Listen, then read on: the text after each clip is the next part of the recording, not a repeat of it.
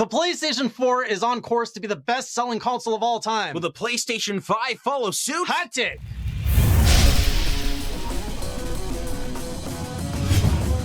When most people out there think about the best-selling consoles of all time, we think about the Wii. Yeah, I think about the Wii. I think about the PlayStation 2. So some people might think about the NES. There are quite a few out there, but soon they might all be surpassed by one system in particular, the PlayStation 4. That thing's selling like hotcakes. It really is. So it passed, not hot takes, hot cakes, yeah. But it passed 100 million units just this past summer. And if you look at the time frame of where the PlayStation 4 is right now in its life cycle, it is outperforming the Wii and the PlayStation 2. Yeah. So right now, the PlayStation 2 in its entirety is at 150 million. The Wii is somewhere in the early hundreds of millions. The PlayStation 4 is right behind it.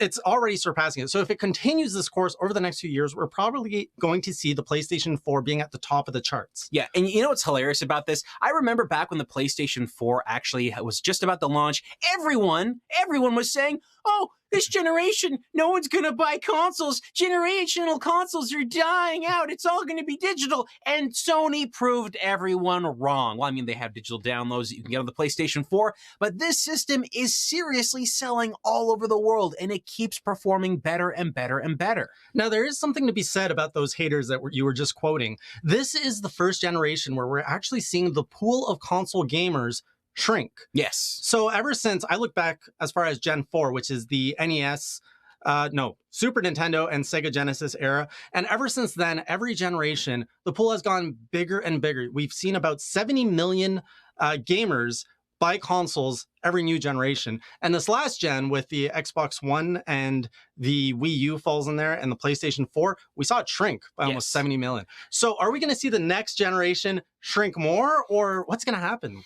We both of us, we have this different opinion here because we talked a little bit about this before starting to record. Now, you believe it's going to go one direction, and I believe it's going to go in the other direction, and it's going to take quite some time to figure out which one of us are accurate, but we both have a very clear vision of what we believe is actually going to come to fruition. So, myself personally, I believe what happened with the PlayStation 4 was that, look, it was always going to be a success, right? Sony had its fan base. A lot of people were coming out of the PlayStation 3, and the PlayStation 3, for many people out there that assume the PlayStation 3 did very badly, yes, it did bad at the beginning, but near the end of its lifespan, it caught very up close to where the Xbox 360 is. Didn't surpass the Wii, but not too far off. It's the worst platform, the worst console for PlayStation. Yes. But that's still really good. It's the only platform PlayStation put out, the only console, sorry, that has not passed 100 million units. I think it's about 83 or so. But those are still really good numbers. Absolutely. So PlayStation has a record of always selling very good console hardware, not so much handhelds. Yes. Can they continue with PlayStation 5? I don't know, because the PlayStation 4, while it's a fantastic console, I love it, there were a lot of external factors that PlayStation wasn't controlling that was helping. The fact that Xbox One came out and stumbled out the gate gave PlayStation a huge boost right there, right out the gate. Yes, that's true. I think that's something you have to take into consideration, that where the Xbox 360 and the PlayStation 3 were kind of in reverse scenarios to where they are now, a lot of people were getting into the Xbox 360 because it was cheaper. There was a lot of games being developed for it. It was easier to develop games for as well. You don't think about this now, but the Xbox is basically a direct Xbox. So people that were making games on PC could easily port that game over to the 360. But when it came to PS3, they were using a processor that was so hard to use that most developers, even near the end of the lifespan of the PS3, still didn't understand how to use it properly. And even to this point, Sony has not been able to get PlayStation 3 games running on the PlayStation 4, which probably would have been a huge sales factor for them because they believe that a lot of people care about those games. So how I see this is that with the PlayStation 4, there was a lot of people out there that kind of bypassed the Xbox One, but I do believe the Xbox One just didn't gravitate enough. A big reason for this is there's a whole bunch of exclusives on the PlayStation 4, but how many exclusives are there on the Xbox One? Not so many. Yeah, I or think not like, as many. yeah, a lot of them have been moved over to other systems. It's actually kind of hilarious. You think about some games that may have actually had like console exclusivity, so that means that they were released on the Xbox One, but they were released on PC or something like that. Mhm. Well, there are a ton of games. In fact, the majority of the games on Xbox are available in parity on PC and Xbox One. But then some of the most premier games, the ones that you would not want to see anywhere go anywhere else, like Cuphead, Yeah. started appearing on other platforms like the Switch. And then it appeared on Tesla cars. So it's like really everyone is getting in on Microsoft's like groundwork there, and a whole bunch of people are getting into these games even if they don't own an Xbox, which I think that's intentional. Near the end of the midway through the Xbox One's lifespan, I think Microsoft was like, we might want to. We got to do something. So if people discover their IPs, maybe they're going to get back on board next time. So this generation, Microsoft probably just gave up and said, look, we know that we're not selling as good as we want to. Let's put our games on as many platforms as we can so people can try them. And then next gen, we can lock them up again on our hardware. That's an option. We don't know if they're going to do that. Yes. But they could go that way. Yeah. I mean, look at Outer Worlds right now. A whole bunch of people are talking about that as being the true successor to the Fallout series. And a lot of people are really enjoying what the game is all about. Well, Obsidian, the developers of that game, were purchased wholesale by Microsoft. So in tune, they're making all the money from the sales of this game. But at that exact same moment, when a sequel comes out, which platform do you think it's going to be exclusive to? If I had to take a guess, I'd be saying Microsoft's Xbox 2 or Scarlet, or whatever they want to call it.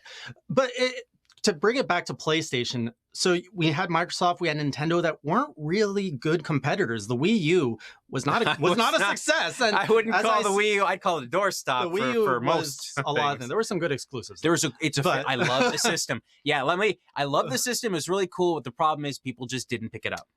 It didn't sell well. Yeah. So really, Sony didn't have much competition when we just look at what was out there. So the PlayStation 5, I think they're putting a lot of cards, in their corner here. We are seeing pretty much Sony keeping everything close to their chest and potentially having a very strong launch lineup, very good hardware.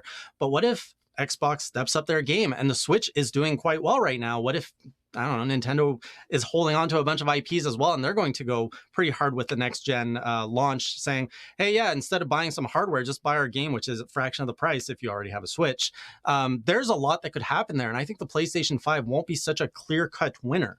And also looking at trends and data, as I like to do, we've never seen in the history of gaming consoles a later revision doing better than the previous one gen after. So for example, when the Wii was doing great, the Wii U did not follow that, did not beat it. And then again, the PlayStation 2 did fantastic. And then the PlayStation 3 was the worst console for PlayStation. So if you look at those trends, and to be fair, it's not a lot of data, we would expect that after the PlayStation 4, the PlayStation 5 would be lower. It's true. I look at it in a little bit of a different way. This is my own personal take. I like the way you're thinking about it because it's realistic. That's how you see it happen with a lot of companies. For me, when I think about Sony, I think about Sony always having moderate to extreme success with their consoles. When you think about Nintendo, you can basically go NES, Super Nintendo, Nintendo 64, GameCube, Wii, right? In terms of sales, they've always been decreasing since the NES. Exactly. It's always been decreasing. Remember, they have their mobile market as well. That's where Nintendo really came up with a lot of other stuff. But when it came to Sony, it was PlayStation, PlayStation 2, PlayStation 3, and now PlayStation 4 looks like it might surpass the PlayStation 2. Yeah. That tells me that PS3 was the outlier. That's the one that doesn't make too much sense, where the Wii is the outlier for the Nintendo company. I can't argue that. That's a really good point. It could happen, right? This is the problem. It could go either way. That's the thing. We have two trends that indicate something. Right now, PlayStation definitely does have a trend in its favor. But anything could happen. Like there's only so many things that they can control. The gaming ecosystem is really changing, and we are seeing PlayStation kind of bend to the will a little bit with cross-platform play and features like that before they were very much against, and now they're just like, okay, we have to give into this. It's true. And you got more competitors like Google stepping in. How's that going to affect things? Yeah, I completely agree with you 100%. I think one of the biggest problems right now is that when I look at Sony, I see a company heading towards making more home consoles. And we're seeing a lot of companies try and move away from that. Microsoft has talked about it. Even Sony Sony themselves with the PlayStation Now promise was, we're going to just stream games to you, and they do, and they are not very good. Yeah. So there's this idea there that they want to move away from that so they can just sell you the games and not the hardware so they can maximize their profits. Because remember, Sony loses money at the beginning of their console sales because they try to take a hit on it to encourage people to purchase the systems and to get more games on the platforms. With that in mind, Nintendo is sitting pretty because they've got themselves a portable system. If you want to play their games portably, you can. If you want to play it at home, you can. You've got an option there, unless you have the Nintendo Switch Lite, then you're really only being portable. Yeah. But I think that for this to work out, I believe that there has to be another version of the PlayStation 4, and I believe it has to be portable.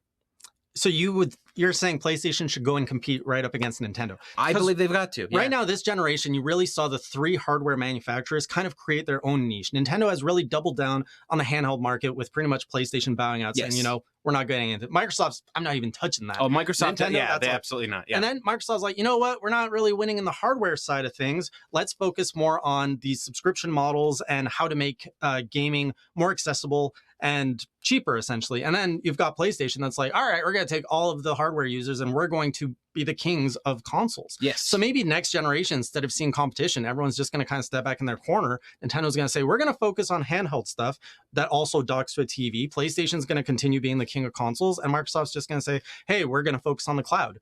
It's true. They could go that way. I personally think, though, in order for Sony to really kind of take a challenge on what Nintendo is doing, if Sony just focuses on hardware, eventually people are not going to care. Look at how many people have picked up a Switch and are picking up third-party games that don't care necessarily about the graphics performance. They just want to take those games on the go. Yeah. If Sony were to do this, we're seeing this really interesting method with Xbox and Sony, where there's the PlayStation 4 or the Pro or the Xbox One X, games that actually look better on one platform over the other, and they scale between them. Yeah. If Microsoft and Sony were really serious about this, and they both enter the mobile market, it would be this huge combination between the two, fighting it out. But I think Sony is in a better position to do it because, let's just say in another year or two, when the PlayStation 5 has been announced, Sony can also go, here's our PlayStation 4 portable. And it takes all of those digital games and plays them portable because, look, the Switch is really close to that already. Yep. And we know that Sony is making games that are basically remodified so that they can work on a bunch of different platforms. So do you think this could be the end of the power wars, for a lack of something better? So basically you had Xbox and PlayStation going at it with the best graphics. That's been the conversation for the last 10, 20 years, which Nintendo eventually just bowed out of. Yes. And now we're at the point where people don't necessarily care. Like the graphic, people were saying it with this generation, the graphic bump, it's noticeable, but it's nothing like the PlayStation 1 to the PlayStation 2 or That's the true. PlayStation 2 It's to true. 3. Yeah. So maybe we're at the point where finally that's not the conversation anymore. It's about how I want to play my games my way, which is, I think, Nintendo's slogan. I think the power that is being focused on, the message from Sony that I get really isn't so much on the graphics performance. It's about the power of the system. It's going to run high resolution. It's going to run better frame rates. It's going to have certain abilities you couldn't get on other systems. So that's the idea, faster loading and stuff like that. It looks like they're trying to refine the way the game is delivered to the player and not so much on the graphics, which is a very crazy thing to do because a lot of people can see the shiny wonders of graphics, but not so many people can really go, yeah, that loaded faster just a little bit. Just a little time. Yeah. I don't know. I think the PlayStation 5, if Xbox really bows out of hardware and doesn't put too much effort on it, PlayStation 5 will definitely sell better. But if Microsoft decides no, we want our console share back, it's going to be an uphill battle, definitely for the PlayStation 5. Xbox has learned a lot of lessons. And if PlayStation is getting cocky, which they tend to do, they could easily have a PlayStation 5 not selling as good as a PlayStation 4, but we'll find out in time. The PlayStation 4 may become one of the best-selling consoles of all time. It's really close to outselling the original PlayStation, which is a feat in of itself. But do you believe that the PlayStation 5 has the ability to do the exact same thing? Let us know what you think in the comments below.